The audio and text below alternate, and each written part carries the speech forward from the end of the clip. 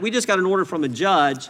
The judge in the Southern District of New York said that no political appointees or special government employees can have access to information. 108,376 people can have access to information, but the people the President of the United States selects, the guy who was elected by 77 million people, he can't preliminary injunction against the defendants during the pendency of this from granting any political appointees, special government employees from any access to that information.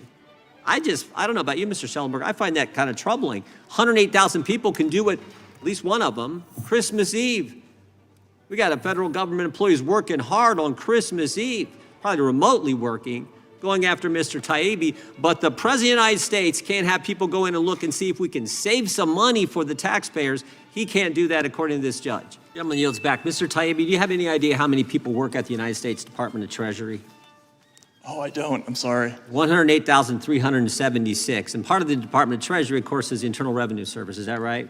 Yes, it is. Yeah, big part, frankly. Big part. Thousands of people work there, too. And on December 24th, 2022, one of those 108,376 employees at the Department of Treasury decided they were going to start an investigation into you. Is that right? Yes, that's my understanding. And that just happened to coincide with the day you did one of the Twitter files. I think one of the important ones. I think it might have been the second one, second or third, but one of those important Twitter files. Is that right? Yes, it was. And then a few months later, you're sitting in that same seat testifying in front of this committee, and the very time you're testifying, another one of those 108,376 people knock on your door. Unannounced visit to your home, which, by the way, they've discontinued because of this issue and a bunch of other crazy things they were doing. Is that right? That's right, Mr. Chairman. Just for the record, they actually owed you money, right? You didn't do anything wrong. Is that They did. They owed me quite a lot of money. Yeah, okay, I just want to make that clear. But obviously, a way to intimidate someone who is focusing on this issue we're discussing today, right? Yes. Now, we just got an order from a judge. The judge in the Southern District of New York said that no political appointees or special government employees can have access to information. 108,376 people can have access to information, but the people the President of the United States selects, the guy who was elected by 77 million people, he can't preliminary injunction against the defendants during the pendency of this from granting any political appointees, special government employees from any access to that information. I don't know about you, Mr. Schellenberg, I find that kind of troubling. 108,000 people can do it, at least one of them, Christmas Eve. We got a federal government employees working hard on Christmas Eve, probably remotely working, going after Mr. Taibbi, but the President of the United States can't have people go in and look and see if we can save some money for the taxpayers. He can't do that according to this judge. Think that makes sense, Mr. Schellenberger? It doesn't. I mean, my understanding is that the president controls the executive branch and the executive branch Article agencies. 2, Section 1, very first sentence, executive power shall be vested in the president, in a president of the United States of America. First sentence. Yep. Yeah, but this judge says, no. We got to trust the bureau. This is the fundamental issue. Do you trust the unelected bureaucrats, I think with Mr. Tiffany and Mr. McClintock, or do you trust the guy who was elected by the people? And that's where I would rather put our trust in the people who they put in office to do these kind of things. Now, you mentioned earlier, I'm going to jump around here and try to get to all of you, Mr. Schellenberger. You mentioned that USAID, which has been in the news of late, spending taxpayer money on all kinds of stupid things, is also involved in the censorship effort. And I want you to just elaborate on that a little bit, because this is going on as we speak. I want you to elaborate on that for the committee, if you would. Yeah, I mean, I think it's important to understand that USAID viewed this very holistically. And it's important, if you look at the Hunter Biden laptop case, which is an extremely important case to understand, because the FBI was weaponized, then it weaponized the Aspen Institute to brainwash the entire media. It wasn't just that they censored it. It was that they changed the perception of the laptop. They created the perception that it was something other than what it obviously was. And that's what these guys are trying to do. These are called information operations, and USAID has been in the process of taking over so-called independent investigative journalism around the world, and at the same time then training NGOs how to demand censorship. For example, Mr. Aaron's organization has been working to train organizations to so-called flag misinformation behind the scenes.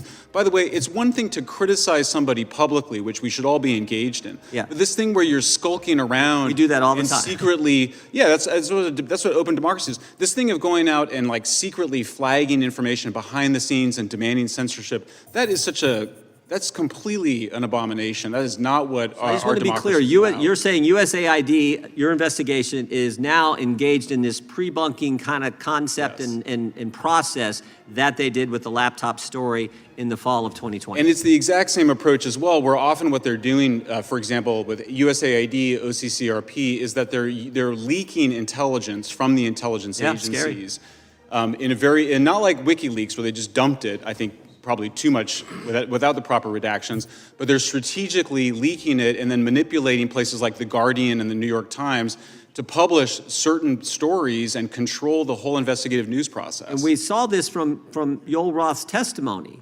He testified during these weekly meetings that they federal law enforcement communicated to us there was going to be hack and leak operations before the presidential election, likely in October. We had these so that what's going to happen, when it's going to happen, and then they said here who it's going to involve, that there were rumors that the hack and leak operation would involve Hunter Biden. So they set them all up. And then Shazam, they set them all up because they had the laptop and they knew what was coming. And when it happens, everyone buys into what the 51 former intel officials say. That's right. Mr. Subramanian, I want to give you the last word. RFK, I just want you to know, I appreciate the historical perspective you brought when you testified last Congress, but one of the statements that stuck with this last Congress was actually a statement made by RFK Jr. when he said, when you look at history, it is never the good guys who are for censorship. And that's what we're trying to keep in mind and stop it from both sides, from all sides. We just don't, we want the First Amendment. I'll give you the last 30 seconds here to respond. Absolutely. I mean, as you mentioned earlier, and when I was here the last time, I think it was a throwaway comment to a representative. It was not even part of my testimony. I don't think so. And I said, the values of Western civilization are worth fighting for, going back to the Enlightenment and the Reformation. That is what gave us free speech. That's what distinguishes us from the rest of the world. And the First Amendment in America distinguishes America from the rest of the world. I come from India originally. I live in Canada. I'm from Canada. But I've lived in India, I've lived in the Middle East, I've lived in places where just speaking your mind can send you to prison. You cannot criticize anything that goes against the government or certain religions for that matter.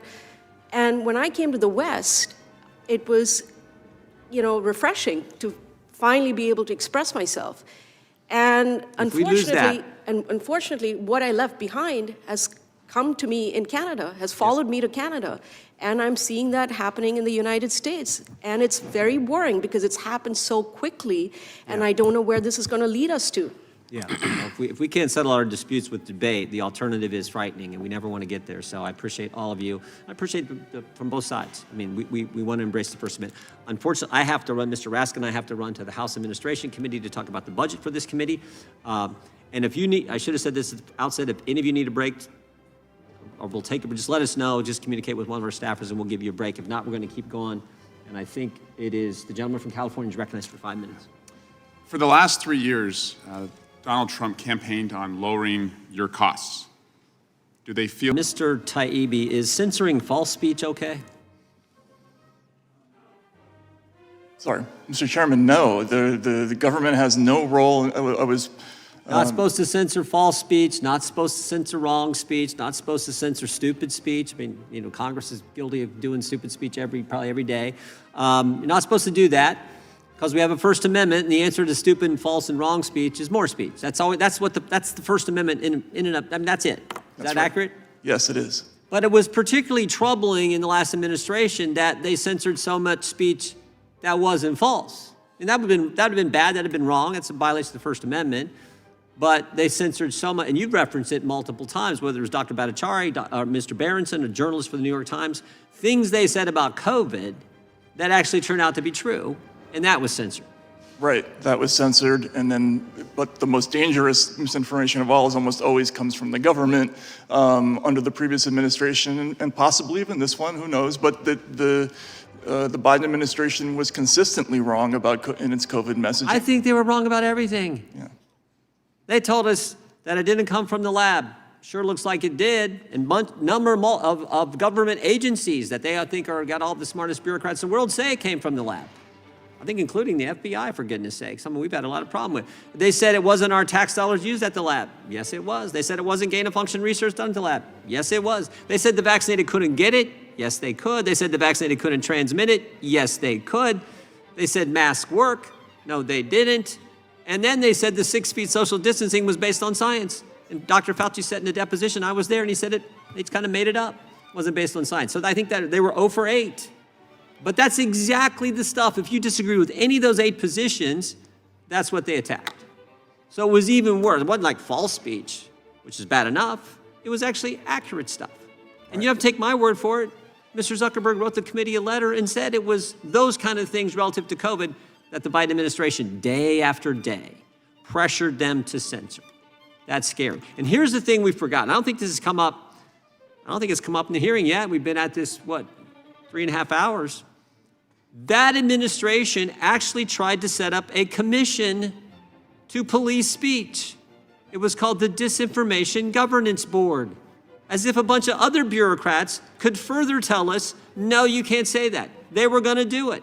What was her name? Miss Jankowicz. Jankowicz was going to lead this thing. You're like, what? This is crazy. So, Miss Zuperman, we were pretty close to being as bad as all the other countries you've talked about. And frankly, your country, Canada, we were right there, but for the work of folks like you and others highlighting this. I'll let you finish up and talk about just how dangerously close the United States, with the Constitution, with the Bill of Rights, with the First Amendment, with free speech, how close we were to having a disinformation governance board, for goodness sake. Absolutely. Here was an unelected bureaucrat who was going to tell you what the truth was. And she was going to be the arbiter of the truth. And I think the United States came pretty close to the kind of situation that you see in Canada. I just want to say a quick thing about billionaires. You know, billionaires have come up in the conversation here quite a bit, but I don't recall anyone objecting to George Soros. I don't recall anyone objecting to Bill Gates. All these people were meeting politicians on the other side of the aisle and setting the agenda behind closed doors. What's different now, in my opinion, is the fact that we have transparency. It's only been a few weeks, but the fact of the matter is that Musk posts everything online. President Trump has been extremely transparent about what he's campaigned on, and he's carrying out that agenda. So I welcome the transparency. It's still early days. This administration should be criticized if they're crossing the line and where First Amendment rights are under threat. But, the transparency which we see right now is very welcome. And, so I just find that the hypocrisy of picking on one billionaire and leaving out the rest is a little jarring. Yeah, and he's maybe, when you talk about transparency, he's certainly willing to answer the press's question, probably more than any president certainly more than the last one. Certainly more than the last one.